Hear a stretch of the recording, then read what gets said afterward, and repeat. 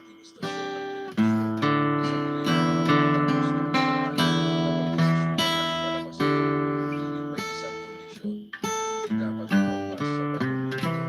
Ang intensyon ay bawasan ang oras para mabawasan ang epekto. Tinanggap ko ang kondisyon. Naisip ko na, sapat na ang 8 minuto. Ilalagay ang mahalagang nilalaman, mas lilikha ito ng epekto. Ang bagong pag-edit ay isang magdamag na trabaho na kailangan i-compress ang ilang oras ng video sa 10 minuto. Napakahirap na trabaho. Kung anong eksena ang pipiliin, kung ano ang tatanggalin, kung paano ayusin ang pagkakasunod-sunod. Lalo na ang eksena ng aking kumpisal, paano ito ilalagay.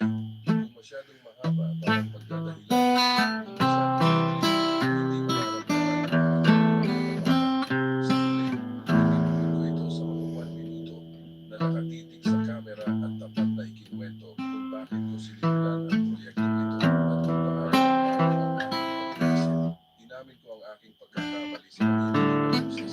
Nang matapos ang pag-edit at ang muling pagsusuri sa tahimik na madilim na silid, pinanood ko ang natapos na video at hindi ko mapigilan ang aking mga luha. Ang 8 minuto na yun ay nagpakita ng laro kung gaano kamali ang pagkakondisyon, pinanood din ng boss at director. Lahat ay nakatingin sa video ng tahimik. Pagkatapos nito, walang nag-usap sandali dahil napakabigat ng mensahe. Yung gabing bago ako magpapalabas, hindi ako nakatulog. Hindi ako makapaniwala na papalabas ang video ko sa internet sa Pinas. Natatakot ako sa magiging reaksyon ng mga tao at kung makakaapekto ito sa aking karera. Ngunit kasabay nito, mayroong damdamin ng kapayapaan. Sa wakas, nagawa ko ang tama at hindi ko tinago ang katotohanan. Bahagi yun sa buhay na pagiging. Pagkatapos ng pagpapalabas at ang 86% rating, sa araw ng pagpapalabas, inilarawan ko ang mga reaksyon sa istasyon ng telebisyon. Sa simula, tahimik at ambulansya. Mukhang hindi pa naiintindihan ang tagal ng intensyon ng liwanag. Ngunit nang matapos ang eksena, hindi ko na sila naging personal na buhay. Naisip kong magbago ang pag-iisip. Sabi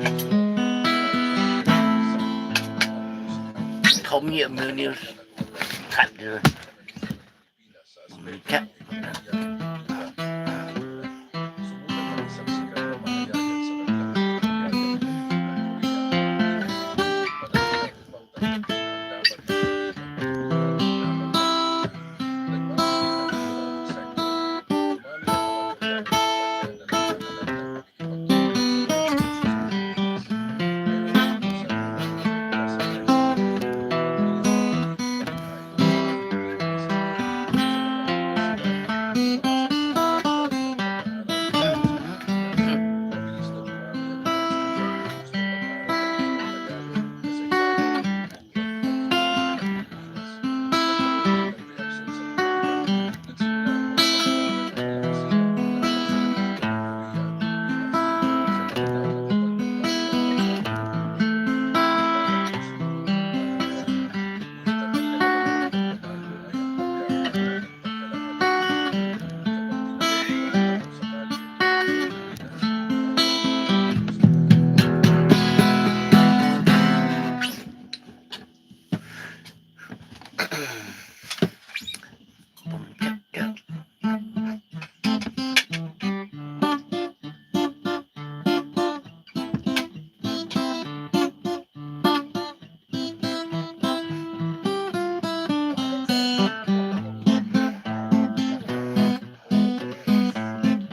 ang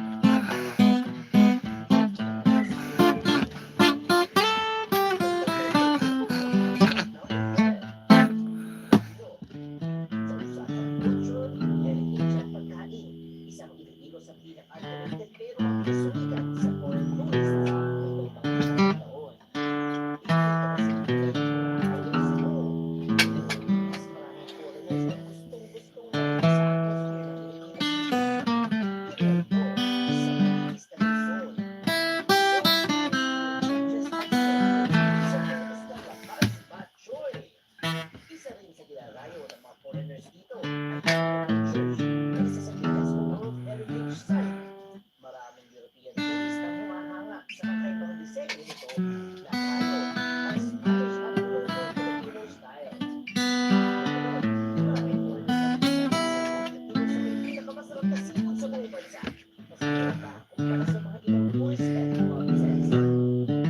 nag-aalisingaw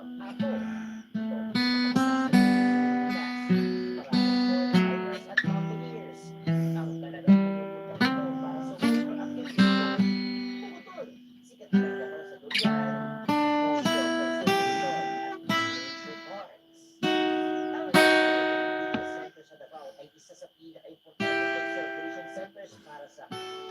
ng Pilipino kapag tinanong ng mga tao sa kalye tungkol sa Pilipinas, ano ang unang gugustuhin mo malaman?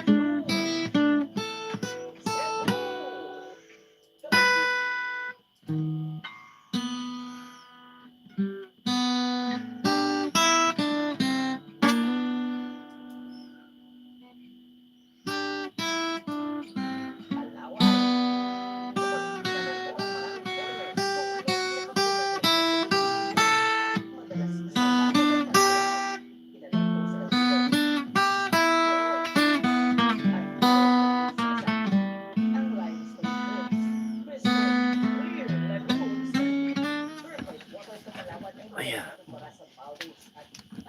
t-shirt hat, long time live.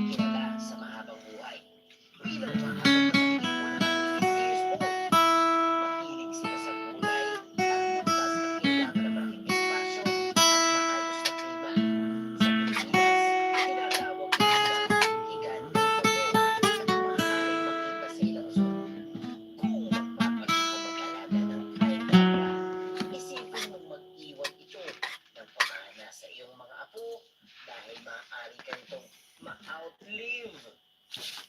Number 10, Ashera Cat. 1.3 million pesos. Narito na ang pinakamahal na domesticated cat sa mundo. Ayon sa isang artikulo, ang isang Ashera kitten ay nagkakahalaga ng tuloy kulang 1.3 million pesos. Hay! Ang pusang ito ay sinasabing hybrid ng African Serval at Asian Leopard cat na may pattern na parang leopard. Kaya hawag ito sa maliit na leopardo na may friendly na pag-uugali ng house cat. Dahil exclusive ang breeder, may mahabang pila at kailangang import permits. Lalo na pag-iangkat sa Pilipinas ha. Maraming debate kung legit ba ito ng breed at kung bahagi lang ito ng marketing hype. Kaya dapat mag-research muna bago bumili, okay? Number 9, Exotic Bully. American Bully. 1.3 million pesos pataas. Hindi mawawala sa listahan ng bully dogs na sumikat sa Pilipinas. Nilathala ng news reports na isang Filipino breed na ang bumili ng American Bully na ang pangalan ay Top Boy sa halagang 1 million pesos. Ang presyo ng mga exotic bully puppies ay kayang kumalo sa ganitong level dahil sila ay tinuturing na status symbol at bahagi ng kompetisyon sa dog shows. Malaking katawan, malapad ang ulo at masunurin sila kung maayos ang pagpamalaki. Pero dahil mahal ang presyo at pag-maintain, kasama na ang pagkain at veterinary care, hindi ito para sa lahat. Number 8, Hyacinth Macau. 1.3 million pesos pataas. Ang pinakamalaking lumilipad na parot at isa sa pinakapaboritong exotic bird sa buong mundo. Ayon sa email article, ang presyo ng isang Hyacinth Macau ay nasa halaga ng 600,000 hanggang 1.4 million pesos. Bukod sa kanilang komersyong electric blue na balahibo, kilala sila sa malakas na tuwa at nakayang mariin ang matigas na punuan nuts. Sa mga indigenous community sa Brazil, ginagamit nilang kanilang kakayahan na mag-crack ng nuts para kumalat ang binhi ng palma, kaya mahalaga rin sila sa ecosystem. Or dahil napakabihira, Which one? protektado sila. You hungry? Para mag-alaga nito. Number 7, Black Palm Cockatoo. 1.8 million pesos. Kilala sa kaiba nitong hairstyle na parang rockstar at sa pagiging malmahal na gagamit ng tools. Sa ulat ng EOL, ang Black Palm Cockatoo ay nagkakahalaga ng higit 1.8 million pesos. At siyempre, mas mataas pa. Isang pagpipakatangian nila ay ang paggamit ng mga malapad para gawing crafty. Pinapalo nila ang puno para makalikha ng tunog na ginagawang percussion instrument sa pagkakamitan nila sa mga potential partners. Kinakamit nila ang kapatpat na ito sa mga butas ng puno.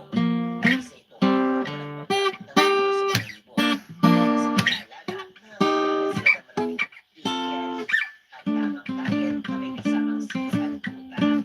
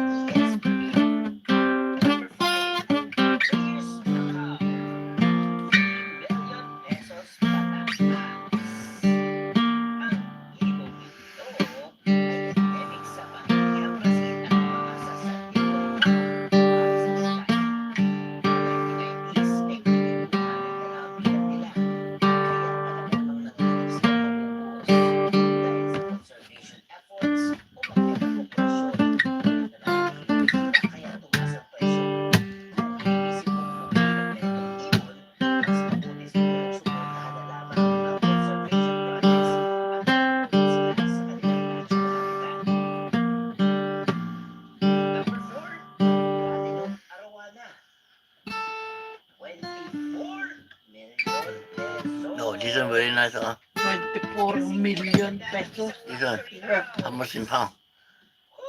Ang species na ito ay isang rare color morph, isang Asian Harmonic. dahil sa solidong platinum coloration at kakaibang pagkisla. Pinaniniwala ang nagdadala ito ng swerte at yaman sa mga may-ari. Dahil sa pagkakaroon Chino. What you want? Huh? What you want? Ikaw, boy?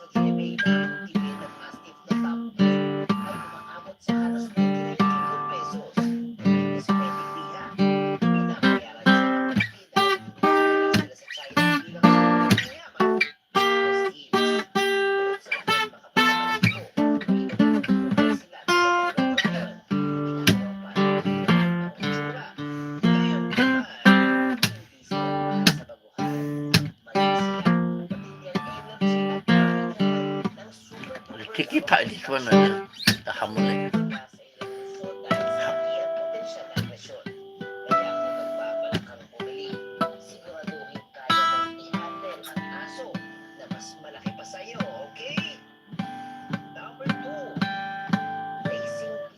The harmonic.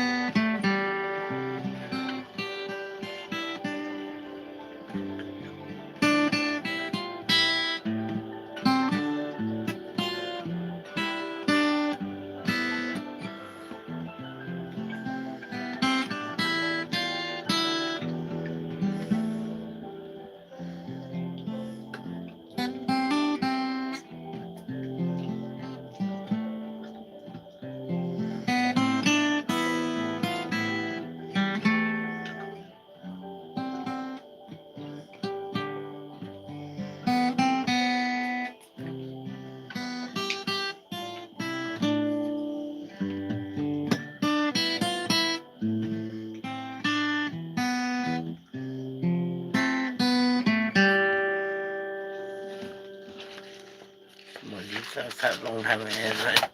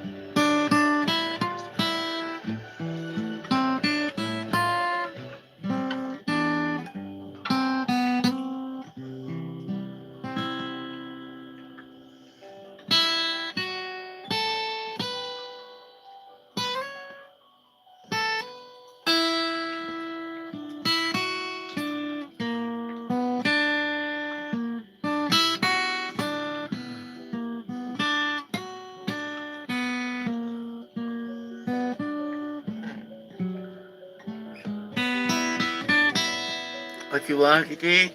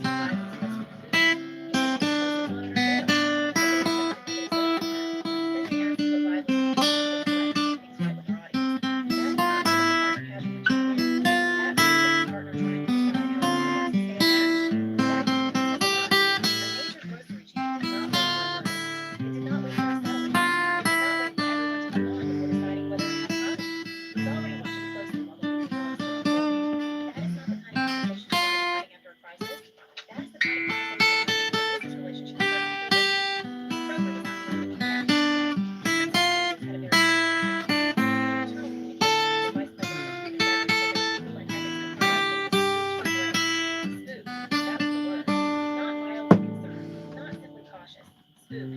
Then he wrote that he was working things out and hoped it would not have any effect. That sounds like someone trying to keep a partnership steady while people above him are already wondering if they should back away. They sue the New York Times. He's got a great case there too, right? But that's what it tells me. So it's just like Johnny Depp. Yeah. All right. Yeah. Yeah. Well, it makes sense. Exactly. You know, the people can be real. Just like yeah, especially a guy like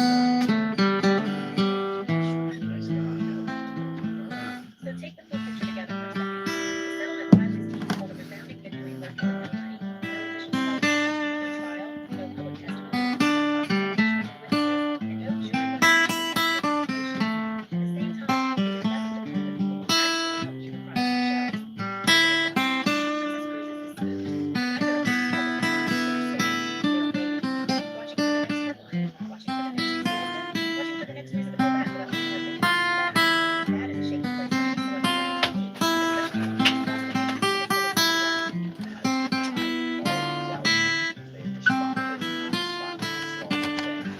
gets even harder to clean up when you add the Blake Brown video of the circus after the settlement. That video shows her own team already knew there were product complaints months before the retail panic really broke over. According to filings obtained by the Daily Mail, an internal staff memo acknowledged that 42% of customer comments about her nourishing shampoo referenced dryness, brittleness, and damaged hair. 40% of comments about the strengthening shampoo mentioned dryness, brittles, or hair falling out. More than half of the comments about the strengthening shampoo described the scent as too strong or unpleasant. And that memo was sent to Lively and her team in September of 2024. That was almost enough to close the door for the entire company. Before the worst headlines, the rumors moved into private. What is moving forward after this phone call? No investigation announcement. No public apology to customers. Just an internal acknowledgement that people were complaining about damaged hair as the product stayed on shelves. So now Lively is in a position that Blake can only do so much to fix. She claimed victory, but there is reportedly no money attached to that victory. She claimed harassment, but those claims were dismissed before trial. She said she was fighting for survivors, so the case settled without setting legal precedent and without forcing Balboa's to admit wrongdoing. It brings up questions of premise. The beauty brand has internal documentation of customer complaints about hair damage that she never publicly addressed. And Baldoni walked away with its legal exposure closed. Now her suit is dismissed, but appealable and fileable. And a public image that has somehow started to resemble an underdog provides an attractive angle to powerful celebrities with stronger connections. Not a good look for the future for anyone, but it definitely does not look like us. I think the point of it is to show us that he's not some people harassing. He was, as I was subjugated to her and Ryan Reynolds, and clearly afraid of both of them. It does not feel like a victory lap. It feels like damage assessment happening in real time, while the people who control her commercial future sit in rooms deciding whether they are staying or leaving. Kroger is still monitoring. Princess Cruises is still hoping things work out.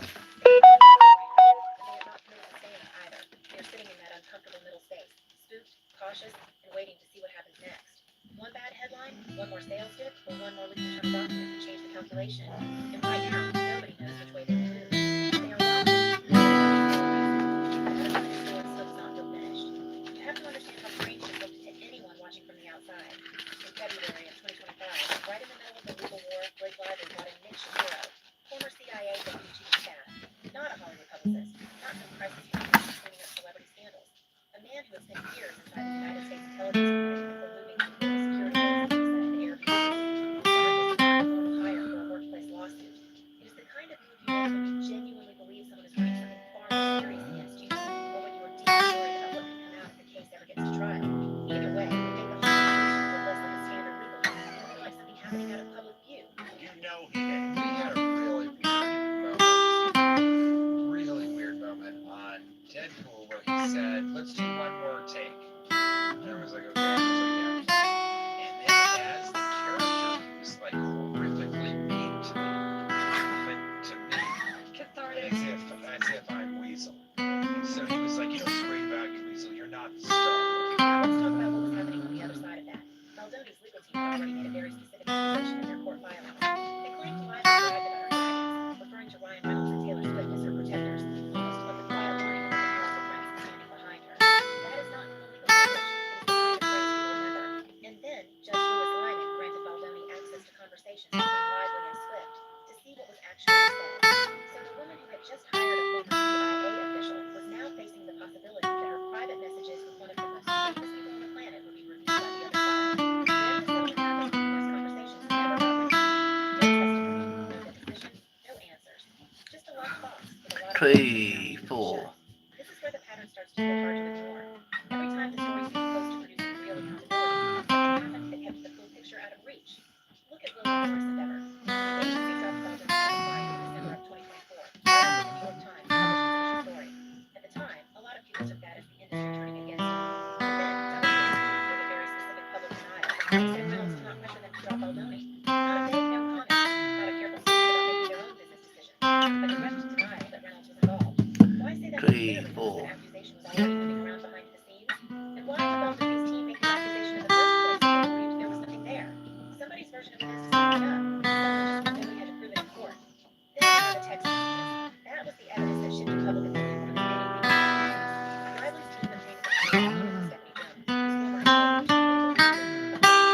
The message appeared to show Baldoni's team discussing how they could bury someone, but Baldoni's attorney, Brian Freeman, kept saying the texts were cherry-picked, stripped of the context completely, and missing the messages that would have shown how Riley was seeing him. He said more than once that they had all the receipts and that everything was found. The full text chain, he argued, would tell a very different story. But then the countersuit was dismissed, the settlement followed, and those full receipts never appeared. So the public is left with only part of the record, two sides accusing each other of lying, and no real way to know what the full picture looked like.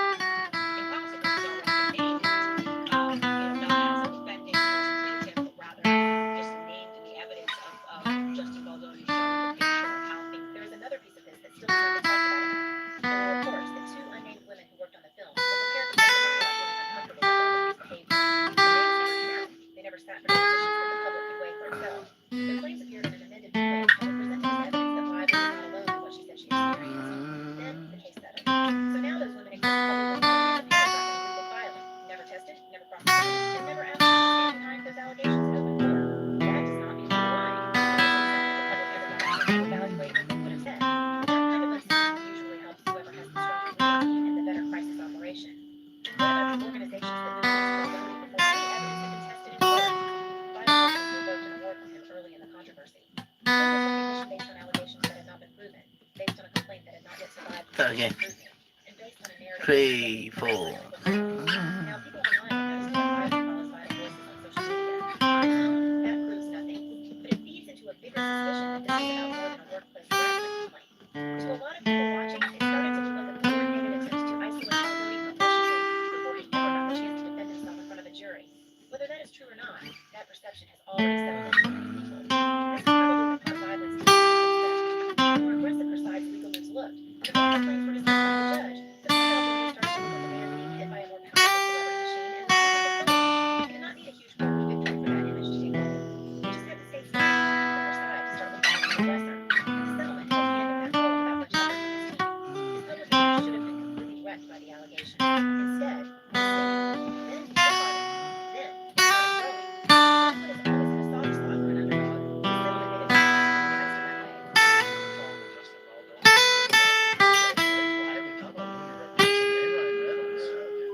Brian's trying to get out of it now. Trying to get out of the lawsuit. Look at what never happened. Baldoni failed to file his own complaint after the judge dismissed his countersuit. The door was still open. He had a chance to push for more answers, more testimony, and more evidence to prove Baldoni right. He could have forced Riley to sit for a deposition. He could have forced Reynolds to answer questions under oath. He could have pushed those conversations with Swift into the record. But the settlement closed that off too. The same judge who had already thrown out Riley's case suddenly did not answer anything else from either side. No cross-examination, no witnesses under oath, no jury watching anyone answer the uncomfortable questions, just a joint statement and a confidentiality agreement the public would never see. So, where does that leave everyone? The legal system did not produce a clear winner. It produced a stalemate that both sides tried to package as resolution. The only people who walked away with a clear financial outcome were the lawyers, reportedly splitting $6 million while their client got nothing.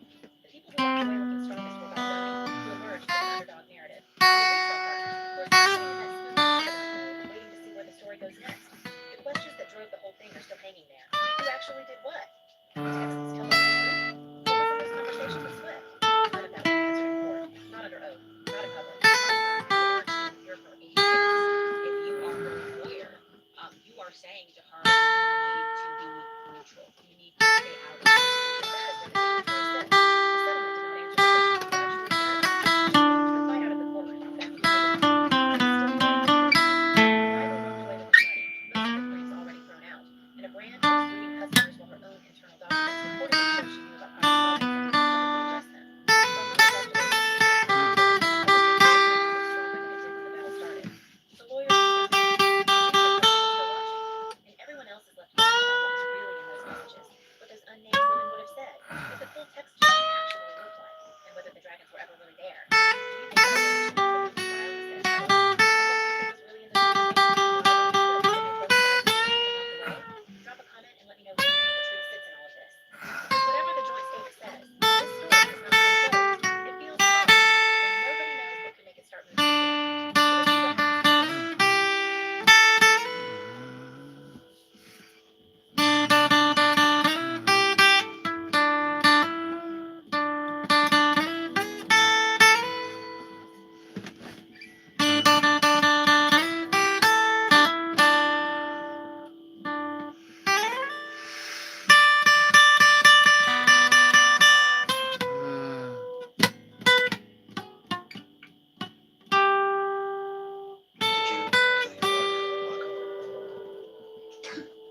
when any of this occurs, the pupils, they can all go and get us back. Whatever it is you say.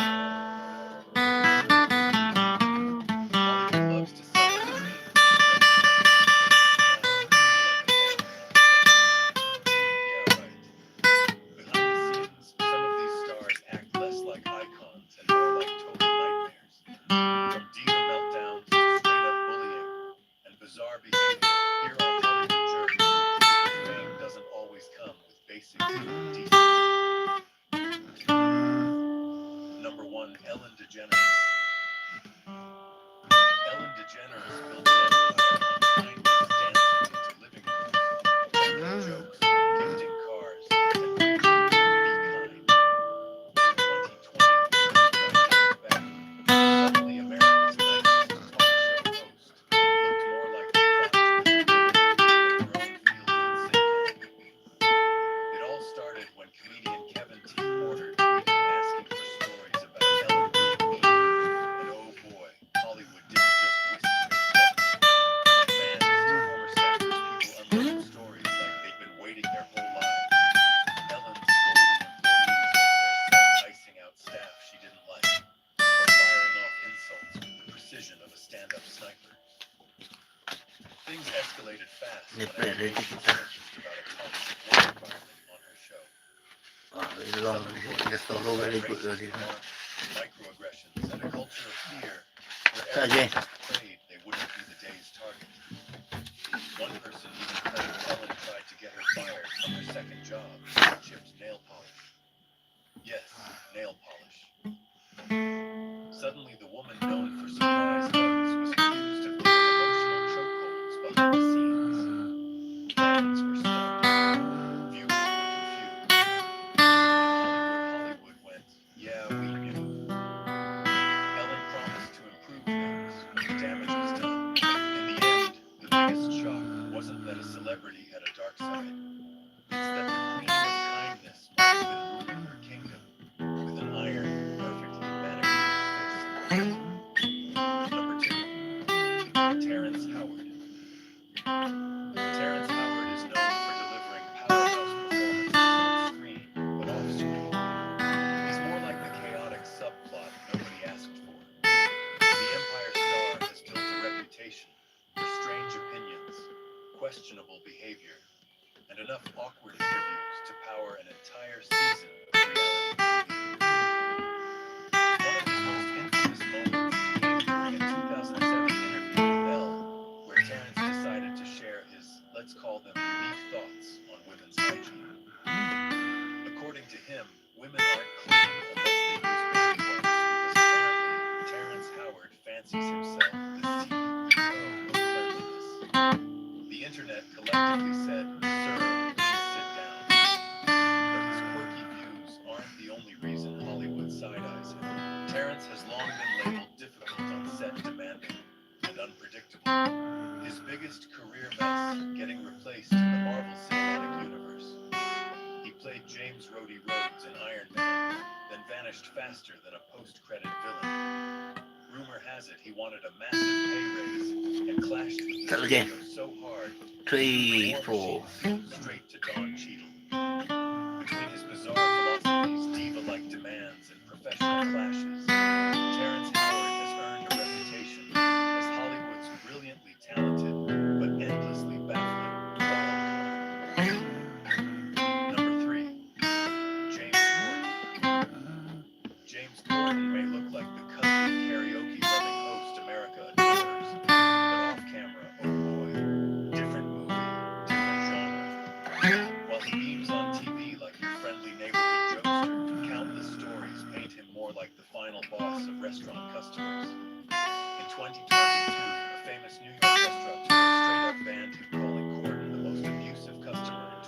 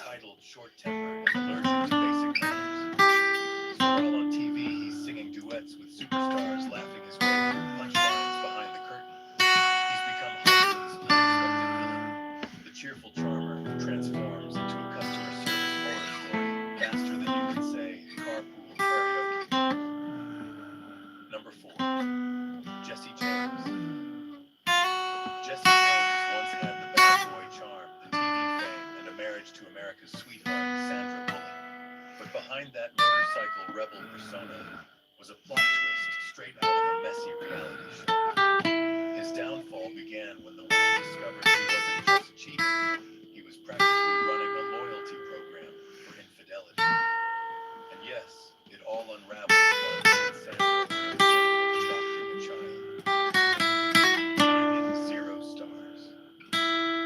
When news broke that he'd had an affair with tattoo artist Kat Von D, the public collectively gasped, then facepalmed. Overnight, Jesse went from cool custom bike guy to Hollywood's most disliked man, The Wrench. But he didn't stop at cheating. Oh no, there was the iconic photo of him wearing Nazi-related memorabilia. Because if you're trying to destroy your career, why not hit the self-destruct button twice? The scandals torpedoed his marriage, torched his public image, and turned him into a walking cautionary tale. Jesse didn't just fumble the bag, he threw it into oncoming traffic and blamed the road. And in the grand tradition of Hollywood train wrecks, he remained bizarrely unapologetic through it all. In short, countless bad decisions and terrible branding had a coach from Jesse James to be grinning from the cover. Number 5. Reese Witherspoon. Reese Witherspoon may look like the picture-perfect Southern Belle, America's sweetheart, with a Harvard law degree, well, technically, Elle Woods' degree. But in 2013, she delivered a plot twist worthy of a courtroom drama minus the dignity. After a night out, Reese and her husband Jim Talk got pulled over for DUI. While Jim tried and failed to ace his sobriety test, Reese decided it was time for her starring role. She hopped out of the car against police orders and unleashed the now iconic line, "Do you know my name?" Spoiler, the officer did not care. When her Hollywood VIP magic didn't work, she doubled down, arguing demanding answers and turning a routine stop into an accidental audition for most entitled celebrity cameo. Moments later, she was arrested for disorderly conduct, proving even America's sweetheart can have a not-so-sweet night. The incident shocked fans who were used to her polished powerhouse image. But Reese owned up, apologized publicly, and walked away with a life lesson and one of the most unintentionally hilarious celebrity arrest quotes ever. Turns out even Elle Woods can't object her way out of a DUI stop. Number 6, Jared Leto. Jared Leto is known for throwing himself into roles with the intensity of a man who thinks Oscars are handed out for suffering. But sometimes his method acting crosses the line from dedication straight into, "Sir, this is a workplace." Take his turn as the Joker in Suicide Squad. Instead of just cackling maniacally and calling it a day, Jared apparently decided to terrorize his co-stars with a grab bag of gifts that belong in a police evidence locker. We're talking a dead rat for Margot Robbie, bullets for Will Smith, and brace yourself, used condoms for others. Hollywood collectively asked method acting, or cries for help. And it's not just on film sets. When he isn't brooding in character, Jared fronts the band 30 Seconds to Mars, where he's been known to lose patience just as quickly. At a 2011 concert in Brazil, he reportedly flipped off a fan for not knowing all the lyrics. Because nothing says rock star connection like giving your audience the middle finger. Fans also recount times when Jared and his bandmates signed autographs with the enthusiasm of people filing taxes, barely looking up, barely speaking, definitely not smiling.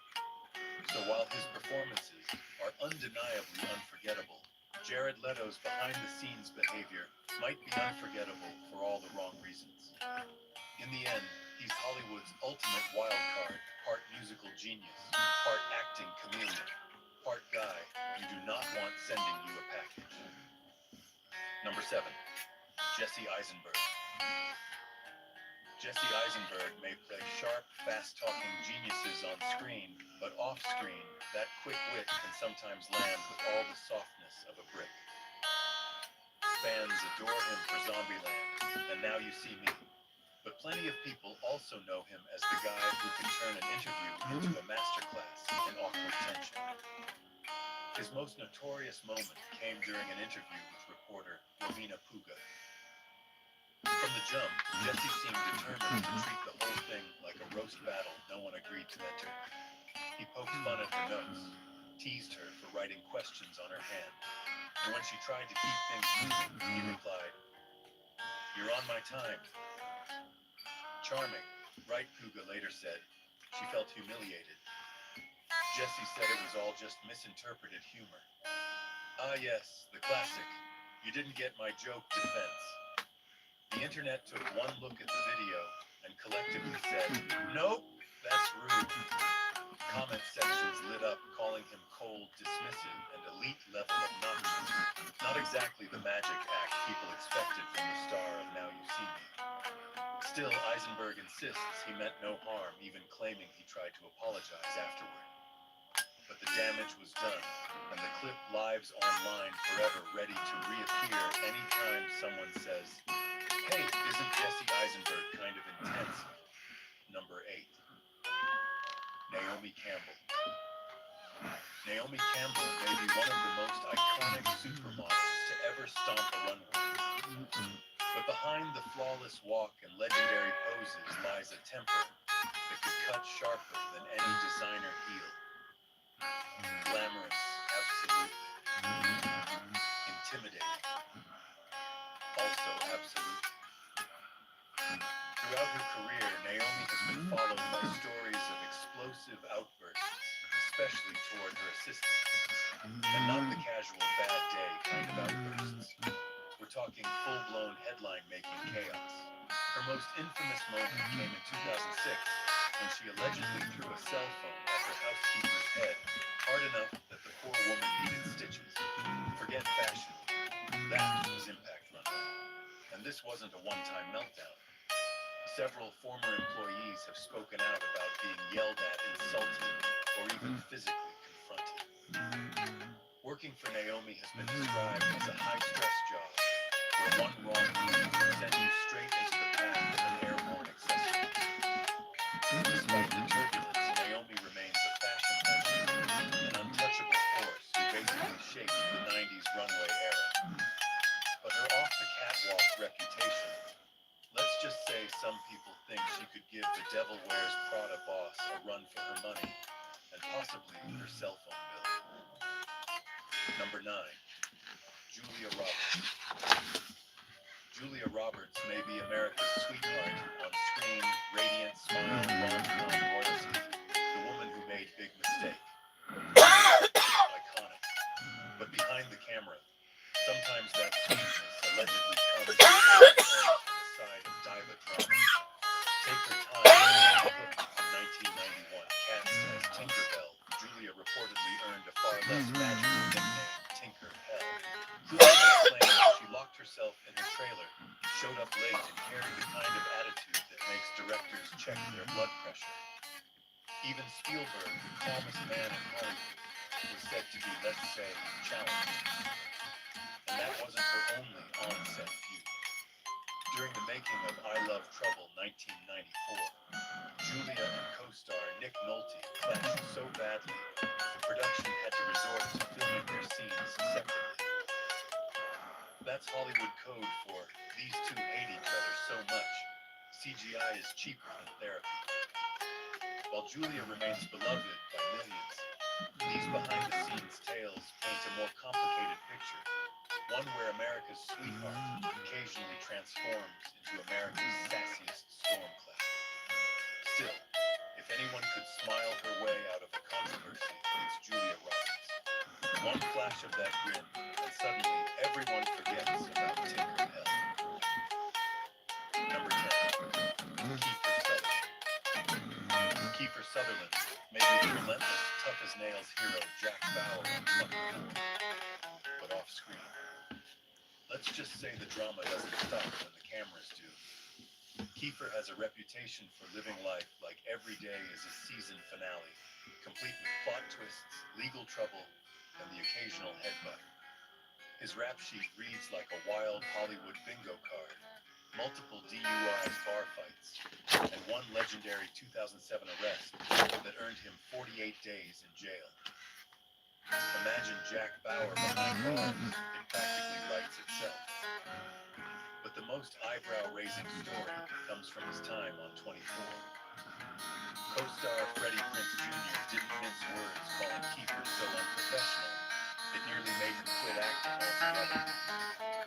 When another actor says you almost ended his entire career just by showing up, that's a superpower, just not the good kind. And then there's the infamous 2009 party incident where Kiefer reportedly headbutted a fashion designer, supposedly to defend Brooke Shields. Because nothing says chivalry like a surprise forehead assault at a cocktail event. Talented, absolutely. Intense, without question. But according to half of Hollywood working with Kiefer, might feel less like filming a TV drama and more like surviving one.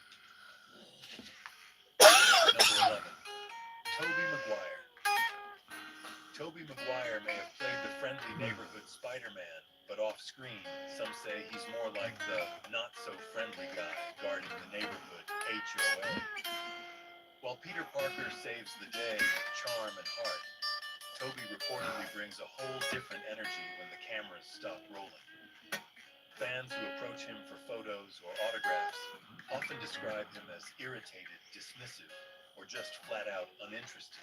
Basically the opposite of the guy who once danced down the street in Spider-Man 3, and yes, that's saying a lot.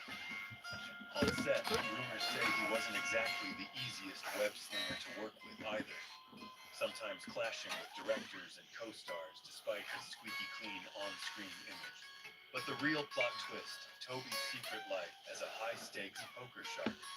Host Molly Bloom, the queen of Hollywood's underground poker rooms, described him as her worst guest, stingy, despite huge winnings, and not above humiliating people for fun. In one infamous moment, Tobey offered Bloom a $1,000 poker chip, but only if she barked like a seal in front of the entire table. Yes, Spider-Man demanded seal noises. Marvel could never. Number 12, Edward Norton. Edward Norton is one of Hollywood's most gifted actors, Fight Club American History X Birdman. The man has the range of an entire film studio.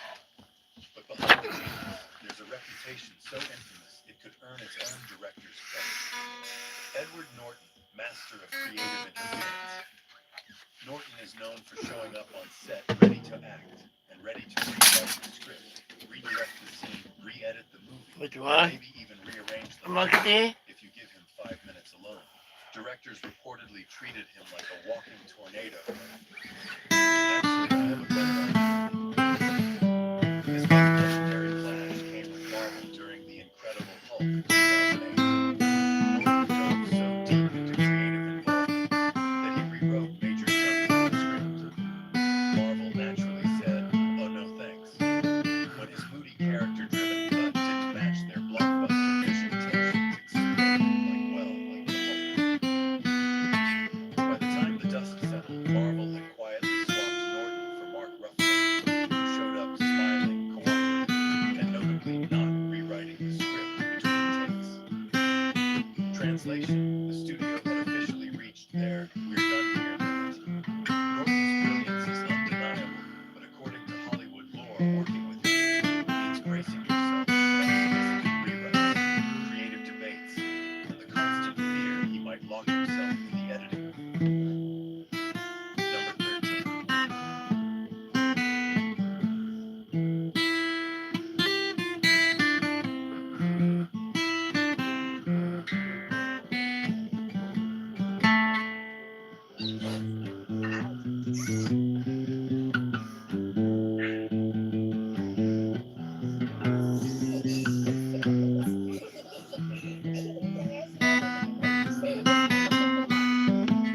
Let it go on.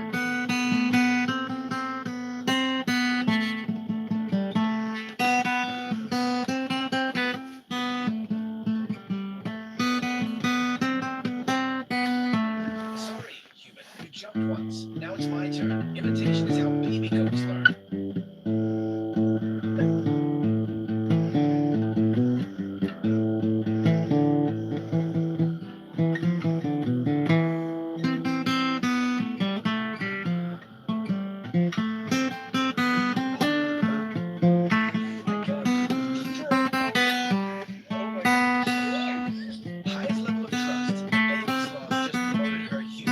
favorite branch.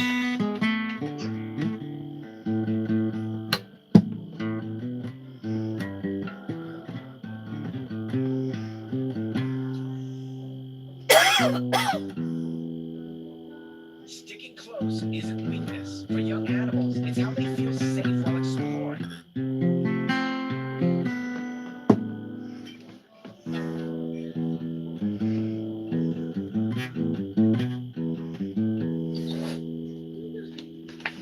Just chewing grass like he's starring in his own nature documentary, directed by a toddler.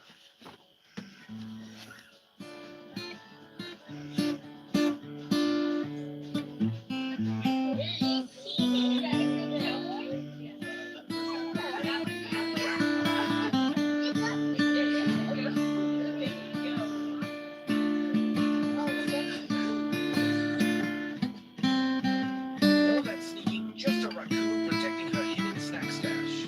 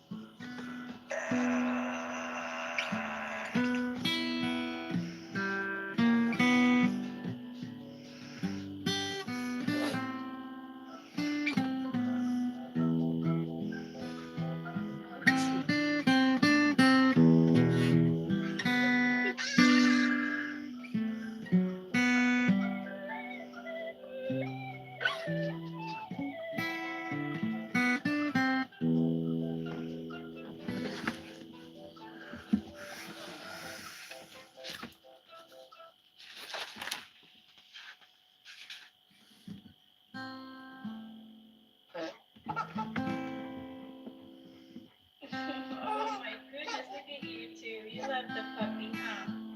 Gentle, sweet.